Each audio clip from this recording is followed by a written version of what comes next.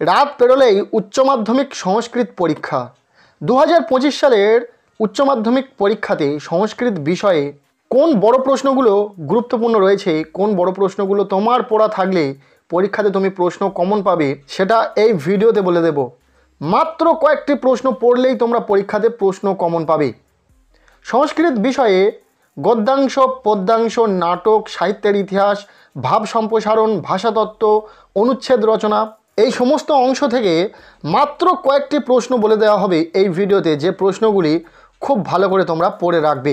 এই একটা ভিডিওই তোমার সংস্কৃত পরীক্ষাতে ভালো রেজাল্ট করতে সাহায্য করবে।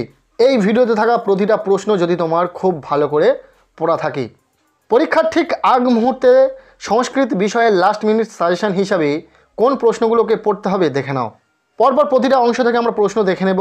প্রথমে আমরা দেখে নেব গদ্যাংশ থেকে মাত্র কয়েকটি প্রশ্ন, যে প্রশ্নগুলি গুরুত্বপূর্ণ রয়েছে। প্রথম প্রশ্ন, আর্যাবর্তের সাথে স্বর্গের তুলনা। ভীষণ গুরুত্বপূর্ণ প্রশ্ন, খুব ভালো করে পড়বে। প্রশ্নটি এইভাবেও দিতে পারে, আর্যাবর্তের প্রাকৃতিক সৌন্দর্যের বর্ণনা দাও। খুব ভালো করে প্রশ্নটি পড়বে। এরপর দ্বিতীয় প্রশ্ন, আর্যাবর্ত বর্ণনম পাঠ্যাংশ অনুসারে সেখানকার জনপদের বর্ণনা দাও। নেক্সট 3 নম্বর প্রশ্ন, অলিপর্বার চরিত্র বিশ্লেষণ করো। প্রশ্নটি অত্যন্ত গুরুত্বপূর্ণ একটি প্রশ্ন, খুব ভালো করে পড়বে। এরপর 4 নম্বর প্রশ্ন, বনগতা গুহা গল্পাংশ অনুসারে কশ্যপ ও অলিপর্বার আর্থিক অবস্থা বর্ণনা করো। এই প্রশ্নটি অত্যন্ত গুরুত্বপূর্ণ রয়েছে। নেক্সট 5 নম্বর প্রশ্ন, বনগতা গুহা গদ্যাংশের নামকরণের সার্থকতা বিচার করো।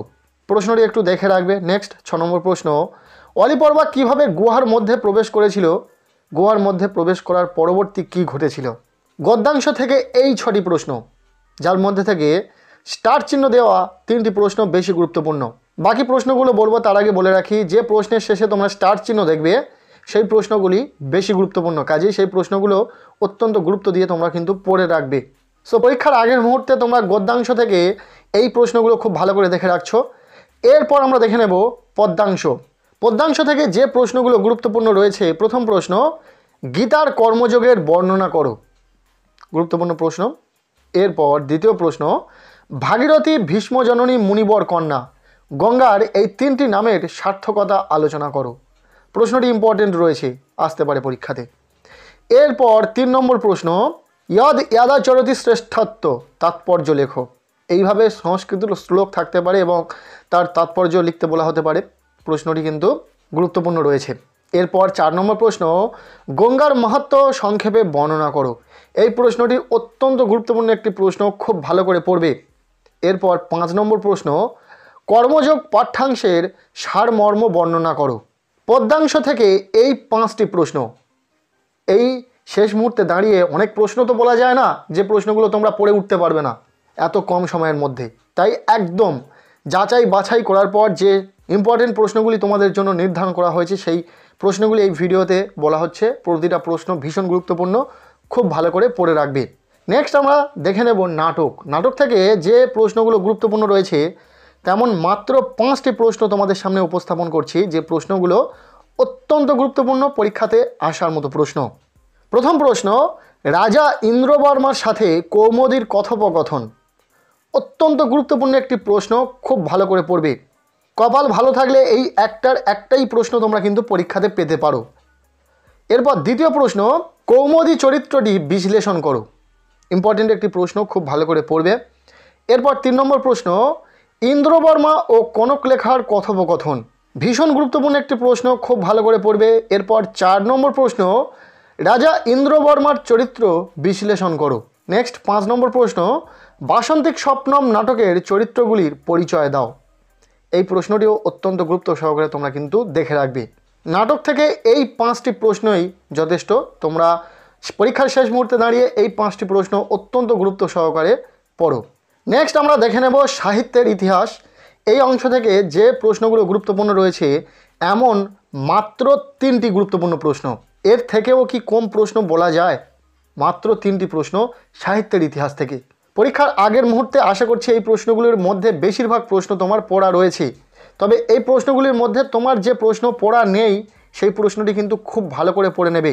সো সাহিত্যের ইতিহাস থেকে যে প্রশ্নগুলি গুরুত্বপূর্ণ রয়েছে দেখে নাও। প্রথম প্রশ্ন, প্রাচীন ভারতের গণিত চর্চা ও জ্যোতিষবিদ্যা সম্পর্কে লেখো। ভীষণ গুরুত্বপূর্ণ প্রশ্ন, খুব ভালো করে পড়বে।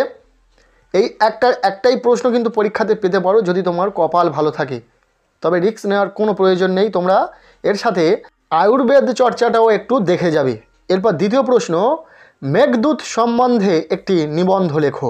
নেক্সট 3 নম্বর প্রশ্ন, শূদ্রক সম্বন্ধে একটি নিবন্ধ লেখো। এটি বেশি গুরুত্বপূর্ণ রয়েছে। সো সাহিত্যের ইতিহাস থেকে এই 3টি প্রশ্নই তোমরা খুব ভালো করে পড়ো। নেক্সট আমরা দেখে নেব ভাব সম্প্রসারণ থেকে মাত্র 4টি গুরুত্বপূর্ণ প্রশ্ন, যে প্রশ্নগুলো তোমরা এই মুহূর্তে স্ক্রিনে দেখতে পাচ্ছ। এই প্রতিটা প্রশ্ন গুরুত্বপূর্ণ রয়েছে, যার মধ্যে থেকে 3 নম্বর প্রশ্নটি কিন্তু বেশি গুরুত্বপূর্ণ। খুব ভালো করে পড়ে রাখবে। তবে এই 4টি প্রশ্ন প্রত্যেককে বলবো, যদি পড়া না থেকে থাকে এই 4টি প্রশ্ন খুব ভালো করে পড়ে রাখো, যার মধ্যে থেকে 3 নম্বর প্রশ্নটি একটু গুরুত্ব দিয়ে পড়বে। এরপর আমরা দেখে নেব পরবর্তী যে অংশটি রয়েছে ভাষাতত্ত্ব। এখান থেকেও বেশি নয়, মাত্র 3টি প্রশ্ন পরীক্ষার আগের মুহূর্তে খুব ভালো করে দেখে যেতে বলবো। প্রশ্নগুলি হলো, প্রথম প্রশ্ন, ইন্দো ইউরোপীয় ভাষাগোষ্ঠীর পরিচয় দাও। অত্যন্ত গুরুত্বপূর্ণ প্রশ্ন, খুব ভালো করে পড়বে। এরপর দ্বিতীয় প্রশ্ন, ইন্দো ইউরোপীয় ভাষাগোষ্ঠীতে সংস্কৃতের স্থান আলোচনা করো। এই প্রশ্নটি বেশি গুরুত্বপূর্ণ, খুব ভালো করে পড়বে। এরপর 3 নম্বর প্রশ্ন, কেত্তম ও সপ্তম সম্পর্কে লেখো। এই প্রশ্ন 3টি তোমরা কিন্তু খুব ভালো করে পড়বে, যার মধ্যে থেকে 3-2 প্রশ্নটা একটু গুরুত্ব দিয়ে পড়বে। ওকে, ভিডিওটি তোমাদের কেমন লাগছে অবশ্যই জানিও।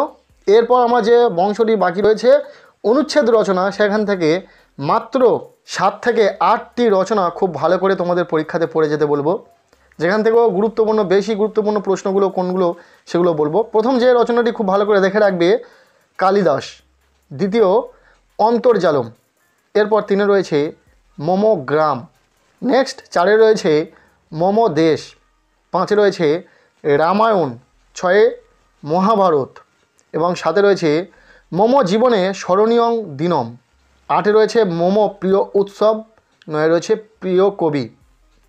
এই যে 8 থেকে 9টি রচনা অনুচ্ছেদ রচনা বলা হলো, যার মধ্যে থেকে অন্তর্জালম, মম দেশ, মহাভারত, মম জীবনে স্মরণীয় দিনম, মম কবি, এগুলোকে বেশি জোর দিয়ে পড়বে।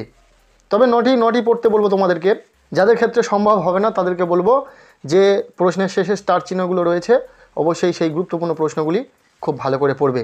সো এই ছিল সংস্কৃত পরীক্ষার ঠিক আগের মুহূর্তে লাস্ট মিনিট সাজেশন হিসাবে সংস্কৃত বিষয়ের একটি ফাইনাল সাজেশন, যেটা এই ভিডিওতে শেয়ার করলাম তোমাদের সাথে। কেমন লাগলো আজকের এই ভিডিওটি অবশ্যই কমেন্টের মাধ্যমে জানাতে ভুলো না। ভিডিওটি যদি ভালো লেগে থাকে অবশ্যই লাইক করে দিও। আমাদের এই চ্যানেলে নতুন হলে চ্যানেলটিকে সাবস্ক্রাইব করে রাখো, আর পারলে ভিডিওটি বন্ধুদের সাথে প্রচুর শেয়ার করে দাও। প্রত্যেকের সংস্কৃত পরীক্ষা খুব ভালো হোক, সবার জন্য শুভকামনা রইল।